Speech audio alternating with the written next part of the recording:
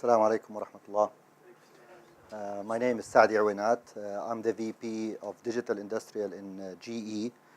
I'm very pleased to be with you today in Muscat and participating in Musharaka. This is my first time in Musharaka, so I'm very happy to be part of the speakers group. Today we're going to talk a little bit about an interesting topic that is taking a lot of attention globally about the industrial internet, or the Internet of Things for the industrial world. And it's very important for us to understand that this is one of the mega trends that happens not every day, something that is happening every now and then. We see such a major wave of innovation that disrupt the way we conduct business, the way we live, and this is one of them. And to understand how big and how important it is, let's go back in time, like 200 years ago when the Industrial Revolution started. When we had the Industrial Revolution, our life has changed since then. Industrial Revolution brought us machines, electricity, air traveling, factories, and again, our life since then has never been the same. Recent decades, we have witnessed another mega wave of innovation that is represented with the rise of the internet. With the internet revolution, what the internet did to us, the internet removed the boundaries that we had around us as individual, around us as business, around us as government. And we started to interact and conduct business and interact with the whole world. The whole world suddenly became a small village, as we say, and we started as people, as organization, going globally. And if we look at the industrial world and the digital world, we see that both of them has been evolving, developing continuously. The industrial world has been innovating, bringing more reliable machines, mission-critical kind of equipment. And the internet and the digital world has always also been developing and evolving, bringing innovation, agility to every single consumer in the world.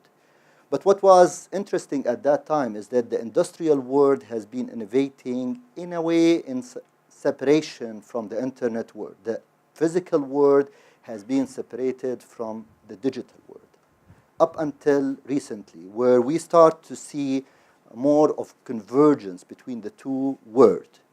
The physical with the virtual, the industrial with the internet, creating a new wave of innovation that we call industrial internet or digital industrial, or some people, they call it Industry 4.0.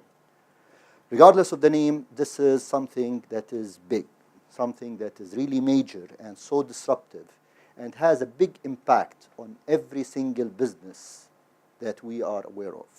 To give you a feeling how big is this, the World Economic Forum published a paper in 2016 mentioning in the study that by doing digital transformation for the energy, for the electricity, there is a potential value of $1.3 trillion. This is massive. And this is not me saying this is the World Economic Forum predicting that by doing the digital transformation, we are targeting huge value. And you can imagine that those kind of breakdown that we have, 75% of them can be avoided, can be eliminated. So if we can do something about this, for example, eliminating those breakdowns and improve the reliability by managing the assets in a better way, that will result in significant value to the organization. Imagine that we have 8% of the electricity is lost between generation, transmission, and distribution. If we can do something about this, using the digital, using the latest technology, that will result in big value, not only to the customers, but also to the providers and the utilities. And the reason why we think that this can be achieved and the way forward to get this is, if I would like to simplify it, by doing two things, basic foundational things. The first thing is to connect the assets. Getting the connectivity and bringing those assets online means that we can start getting the data out of those, and we can start analyzing and do something about this data. Like in 2020, it is expected that we'll be having more than 600 million electric vehicles walking on the streets. And you can imagine those electrical vehicles, when they are moving on, the impact on the grid, the impact on electricity, and the value that they can bring. It is expected that there will be more than 5 million smart thermostat installed at home. Like the Nest, for example. I have one at home. It's really cool to have it. It's not just that you can control it by your mobile. You can turn on and off the AC. It's about the intelligence that it can bring to your life. It can understand your behavior, your preference, and then it can optimize the way that temperature is set at your home. And that would result in significant saving and value to the customer and to the providers. And we are, as my colleagues mentioned earlier, we are living in a world where data is really considered the most valuable assets. It's the oil of the future. And we are flooded with data. There is a huge amount of data. But the thing is that no one is making any use of this data. And this is what will drive the change. Start leveraging this data. Start connecting those assets. Start building intelligence around this platform that would lead to the savings and to the value. And aviation industry has been ahead of everybody else. And to give you a real example, in the old days, whenever we have a flight, an airplane leaving from one city to another, we used to take, measure around 30 parameters: speed, latitude, pressure. And we used to measure those 30 parameters 3 times during the flight. The first time during taxi, the second time while we are cruising, and the third time during landing. Can you imagine, or can you guess now, how is the situation with flights? How many parameters are measured in every single flight from 30 parameters? 5,000 parameters are measured now, from 30 to 5,000, and they are not measured 3 times. They are measured every single second. A snapshot of those 5,000 parameters are taken every single second. And you can imagine, why would the aviation industry bother capturing this massive data, reading those sensors, installing those sensors? It's all about the safety of the passenger. It's all about maintaining the cost. It's all about improving the experience to the customer. Emirates Airline is a great example of this, where they have implemented such technologies, and they were able to reduce their operational costs significantly by around 30%. The reason why, because now they can either bring the flight or the jet, the plane, to maintenance before the schedule, because they have sensed that there is a potential failure and they can avoid this by doing the maintenance ahead of schedule, or they can know, or they can tell that the working condition of this asset is good, and we can just pass the maintenance, the scheduled maintenance. We can keep running because there's no risk at the assets. By doing this, this is bringing value, cut cost, improve customer experience, enhance productivity, increase profitability, etc. And this is all business outcome. So the question that I would like to ask is about energy sector, utility. How do we fit in this new, I would say, platform or new organization or new trend? Unfortunately, and this is the situation, that utility companies and power are not among the leaders when it comes to digital adoption and technology. And this is not a secret. It has not been something new to us. We all know that utility companies, when it comes to technology adoption and digital adoption, we are not at the front end. And while this might sound negative to some people, I see this as a great opportunities for us to bring and improve the value to our stakeholders. And this is why we have $1.3 trillion available, or potential 1.3, because we did not do much in the past, and this is what we need to do and move forward for.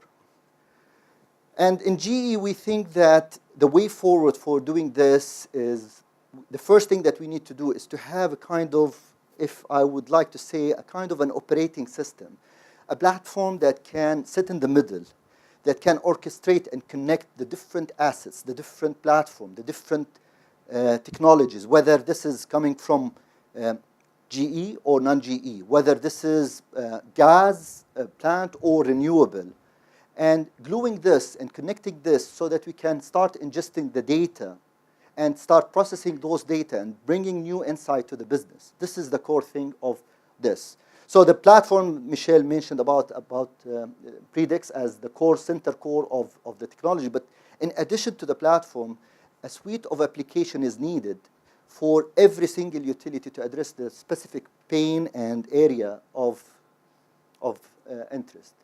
And the steps that we believe that every utility should start following is starting, and this is step number one, looking after the reliability.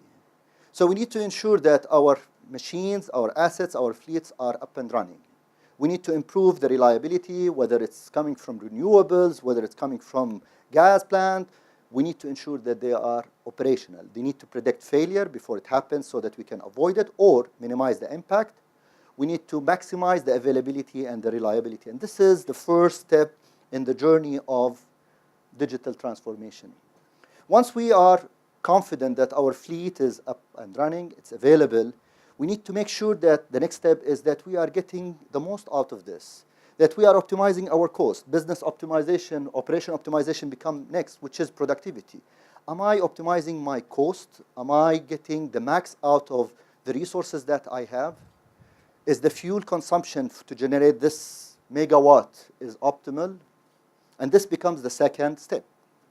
The third step will be looking at the fleet at national level and start looking on how we can maximize the profitability to our country. How can we bid for opportunities in the free market once Oman, inshallah, become deregulated and we have a free market?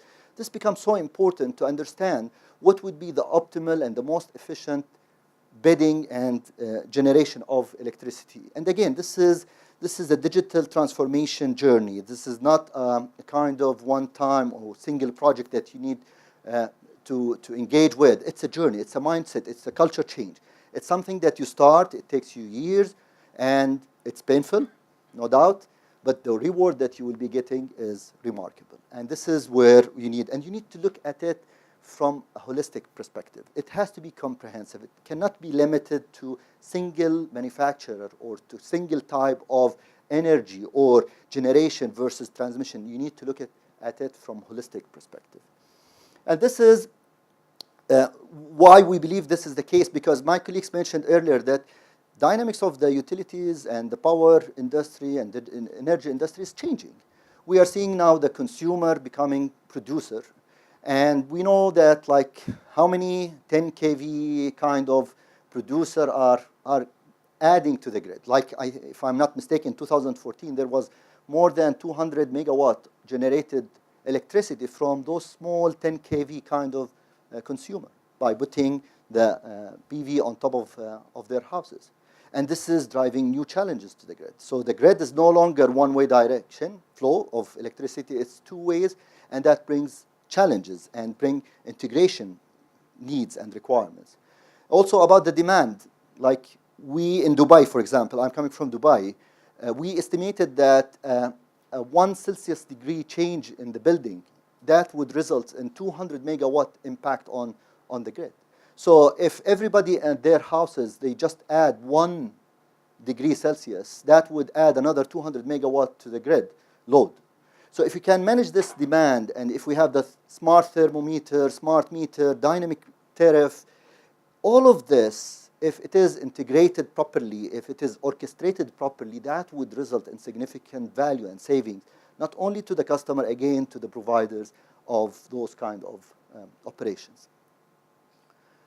So this kind of technologies and concept about integrating, connecting assets, leveraging the information, the big data, providing smart and intelligent analytics to support the decision makers and the operations is not something that is still futuristic.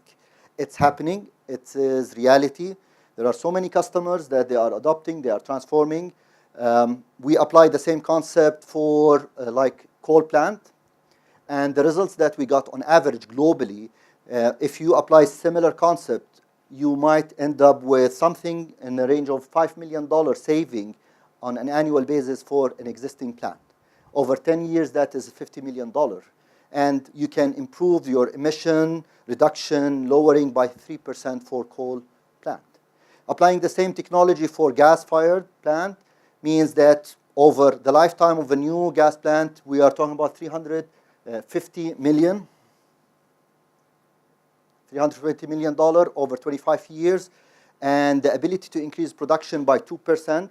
Again, this is on average. Some customers, they have one, some customers, they have three, but on average, the ability to increase the production by 2% without adding any new hardware. This is by only connecting assets, leveraging the data, and optimize the operation and support the decision making. Applying the same technology to the renewables, to wind farm, and in the renewal, you all know that fuel cost is zero after you do the implementation, which means that maximizing the production is optimal because you are not paying for it. So applying the platform and technology, again, might result in something in the range of 20% increase in production of your output, as well as reducing the maintenance cost by 10%. Again, all of this are just examples of how technology can help us moving forward, given that the market dynamics, the challenges ahead of us, the changes that we are witnessing mandate us to start looking into this new innovation in order for us to be ready for this. And again, this is not futuristic. This is something proven. Many customers of GE as well as others have adopted this kind of concept, and they are start to benefiting and realizing the value of such technologies as we speak. And this is not only in the Western world, and this is something that I'm so proud of, that you find that many customers that who led this wave of innovation are coming from the region. We have like Saudi electricity, we have in Pakistan, we have in Algeria customers, and Rasgaz in Qatar. They were among the early pioneer adopter of this technology. Last but not least, we are used whenever it comes to technology and offerings that we have the CapEx model where software provider or technology provider, they go to the customer and they ask for upfront CapEx investment. Things are changing now, and there are alternative business models available in the market. One of them is the software as a service, which is a consumption-based. So you pay for what you really consume, and you pay for what you really need.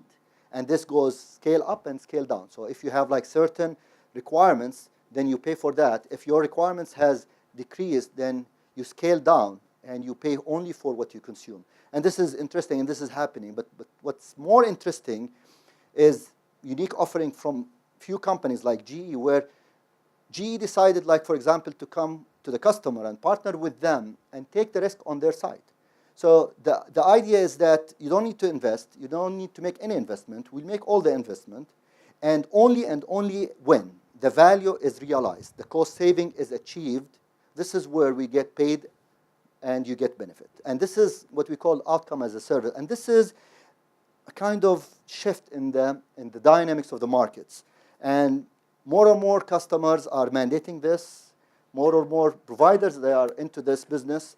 Because as my colleague mentioned earlier, it sounds good. This is a great business that will bring great value to investors. So it's kind of guaranteed kind of investment.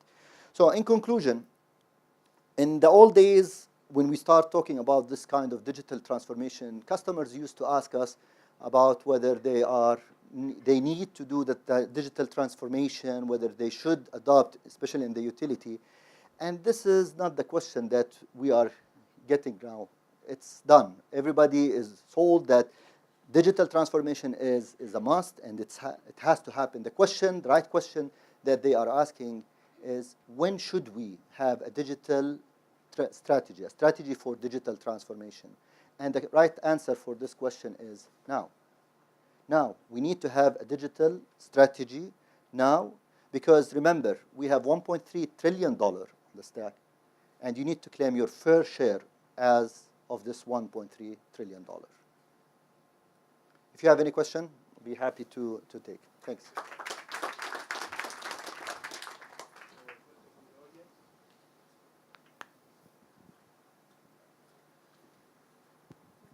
السلام عليكم ورحمة الله. عليكم السلام ورحمة الله. What's the difference between, as usual now, digital transformation is based on business needs. Like if we want to change from like manual billing to electronic billing, we'll move based on business requirement. I think in the future it is the يعني a full strategy digitalization strategy.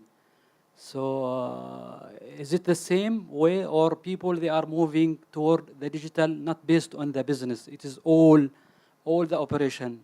So in the old days, we used, as you mentioned, that we used to look into the business and we see how we can automate the business processes that we have.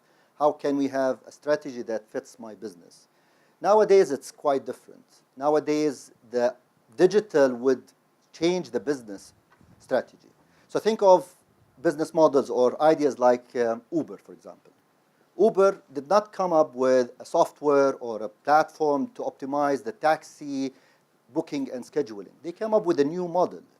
They came up with something that no business has asked for. And this is the beauty about this, that we have the assets, we have the data. Once we start collecting the data, once we start doing the data mining and analytics, we'll come up with innovation that nobody has thought about. Something that is needed by you, by your organization, that would address your pain that nobody else maybe has. Back to, again, every customer is different. This is, in a way, true. There is no one solution that fits all. And the approach that the new approach is that tell me what is good for me. Take the data, tell me what's good for me. And you will be surprised of how things are evolving. It's like the crystal ball. You say, what's good for me? This is what's good for you. Thank you for the question. This is a good question. There's an online question there. With all these promising facts about digital transformation, why it's not adopted so far in GCC and Oman? And what are the major challenges? So I disagree with the GCC, maybe Oman. Oman is not adopting, but we have so many references, not only from GE, from others as well. I just mentioned a couple. SEC, one of the largest utilities in the region, is adopting RasGas, one of the largest LNG producers. We have Algeria, Sonalgas. We have so many, Pakistan. We have many in the regions as well as globally. So the adoption is there. But as you can imagine, any new trend, it starts with some resistance, some change management, until people, they start realizing and picking up and adopting. Okay. Manas Yusuf?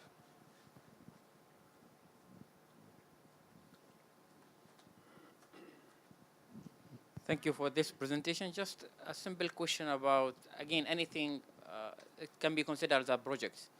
The project has to be evaluated financially. You have said that breakdowns might be reduced by 75%, something in this range. So how we can make sure that this is predicting the breakdowns rather than preventing them, isn't this, it? The one that I shared was from the World Economic Forum. So they're saying that 75% of the breakdown can be eliminated. Now, how they are going to be eliminated, this is a different story. But if we eliminate 75% of the breakdown, the unplanned downtime, that would result to $1.3 trillion globally in the industry. Yeah, because this is simple financial case, because you want, if you want to invest in something, then you have to make sure that the return is equal to the investment.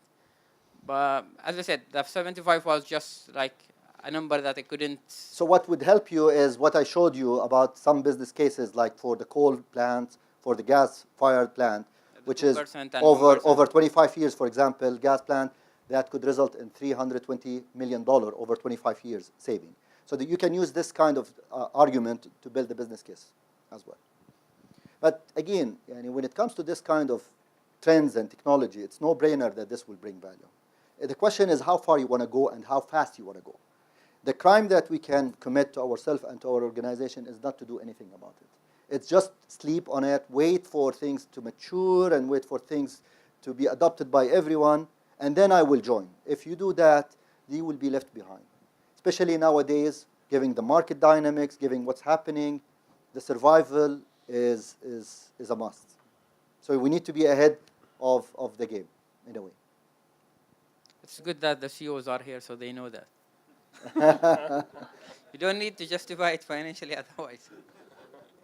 But again, the idea, I understand that there are constraints on fundings and budget. There is no open check kind of funding. So what you need to do is smartly decide how much you want to spend on this and how fast, again. Like you can start by putting $100 million on this, or you can start by putting 2 million or 5 million. Again, it all depends on how fast you want to go, how far you want to go, and what are the constraints that you have within your organization. But sometimes the challenge itself is the packages. When something comes new, they ask for huge amount for money, and after a few years, you'll find that small developer can develop certain similar software, and the company will find that they have spent a lot of money for such a program or software. So it's not always. Sometimes the challenges is in the really the cost and the huge cost behind those new softwares. I hear you. But sometimes we have to wait. No, we have actually, to you check should the not market. wait. We have to Actually, you compare. should not wait. I hear you. What you're saying is absolutely right. This is why my last slide was about different business models. So you as a customer, you need to mandate the way that vendors should conduct business with you. So one of the model is software as a service, where you pay for what you consume. So you don't need to pay this huge money up front. You pay for what you really need now, and you start scaling as you go. Another model is outcome as a service. Again, you can mandate this on your vendor, and you can work with them on a partnership model where it's risk sharing. So they come, they are confident that this is something game changer. It's going to bring value to you. Let's partner on that. Let's work together on that, make the investment, and only when the value is reaped and achieved, this is where financial discussion comes. So this is the way forward. And again, we are shifting from the traditional capex upfront kind of investment. Give me $100 million or $10 million. Good luck if you are successful in your ERP or not, whether you get the most out of it. This is kind of a history. Yeah, I have a comment. I want just to echo what you said. Sometimes CEOs block. True. Sometimes CEOs, they do block. I think the best example will be the airline industry. I am an ex-airline. 15 years ago, airline used to have an ACAR system. Uptake was very slow. 5-6 years ago, almost all airlines have an ACAR system. A lot of data are being gathered, transmitted to the ground, except Malaysian Airlines CEO decided that he doesn't need ACAR because ACAR system is like a la carte menu. He took bare minimum. He forgot the salad and the dessert.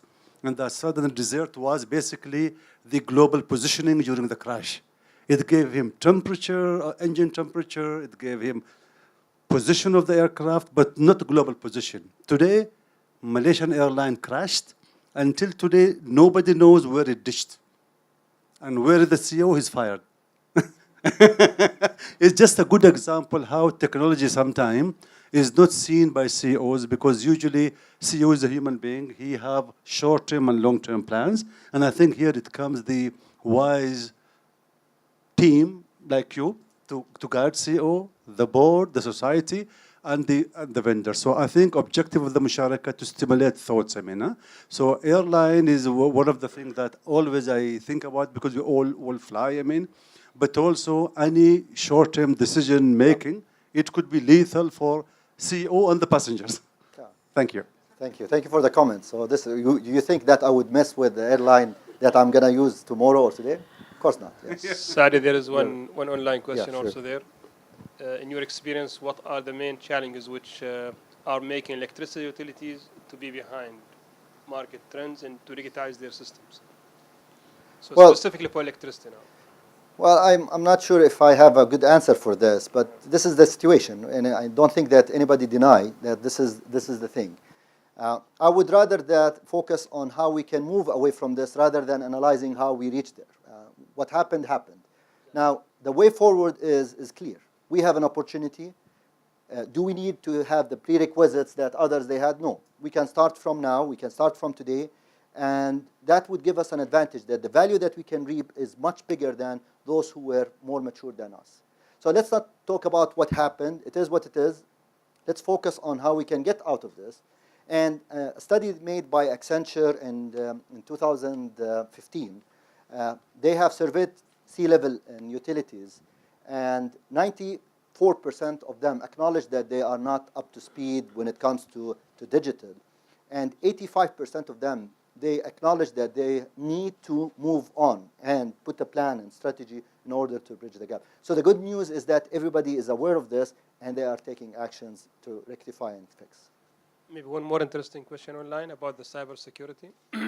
Okay. So it says if all connected assets together to the new technology, the companies will become in high risk of hackers and unsafe viruses.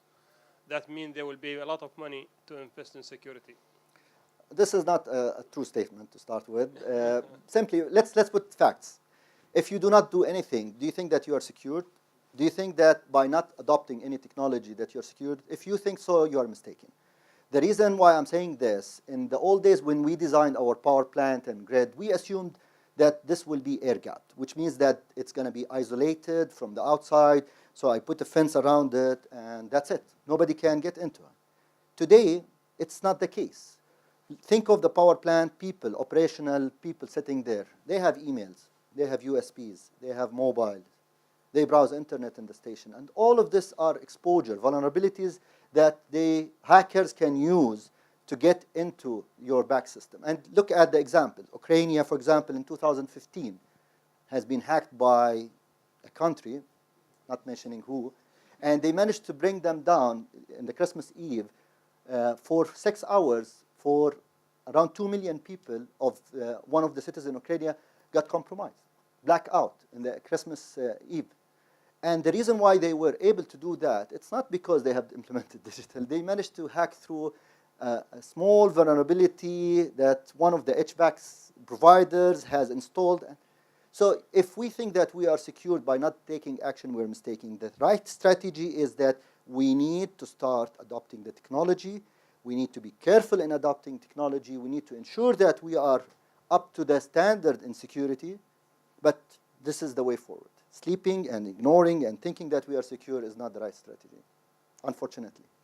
And think of yourself. If you want to be the most secure person, disconnect your email, disconnect your internet, disconnect your mobile, live in a cave, you will be, even that, you will be vulnerable, actually, to wolves and lions. Any other question? I mean, we still have some time if there are questions from the audience. Okay. So if there are no more questions, then we'll end this session. Thank you very much. So thank you for your...